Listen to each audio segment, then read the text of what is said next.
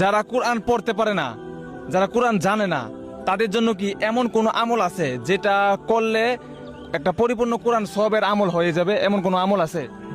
অবশ্যই আল্লাহ তাআলা তাদের জন্য একটা ছোট্ট সূরা কোরআন শরীফের মধ্যে রেখেছেন।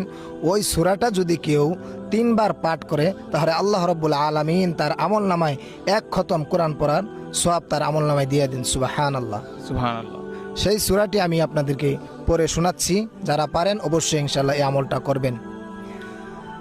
আউযু বিল্লাহি মিনাশ শাইতানির রাজীম।